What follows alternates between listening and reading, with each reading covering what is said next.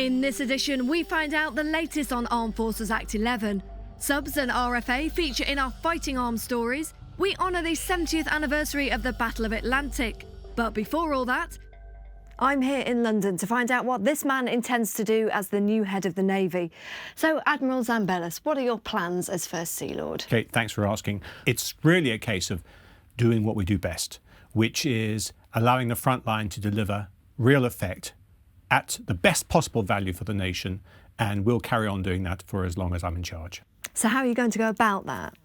Well, we encourage innovation. We encourage people within proper constraints to take risk and to be imaginative.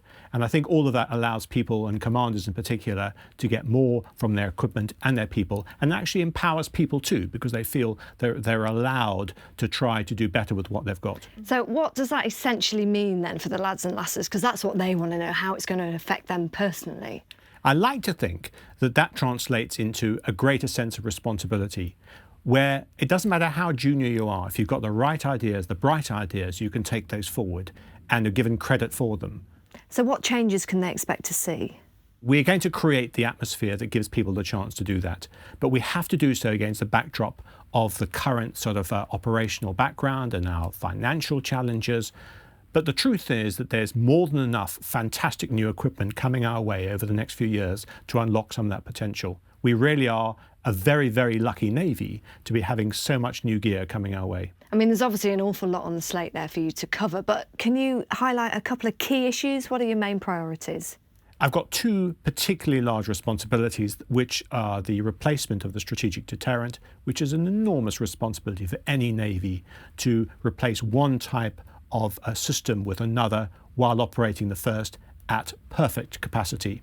And the second, of course, is the arrival of the carriers, the largest ship that the Navy has ever had and the most complex systems attached to them. So we've got two huge challenges over the next just 5 or 10 years, which are an astonishing challenge for everybody in the Navy, from the most junior to the most senior. And what about on a personal level? Because I know people's family are very important, aren't they? Do you have any plans there? We on the Navy board, who run the Navy on behalf of all of those men and women, all of those 30,000 plus men and women, we feel very strongly that the family is an integral part to the chemistry of keeping people content in the service. Yeah. Now, we are pushing people hard, but at the same time, we're very aware of what that means for their families. And the idea is to get a clever and proper balance between what we ask of people and what we demand of the support of their families. Mm-hmm. So what is your vision then for the future of the Navy? The vision is very straightforward. It's to do with having confidence in our future, having faith in our value, and leaning forward into the next 10 or 15 years with a quiet assurance about the value we offer defence in the nation. We are a very quiet service.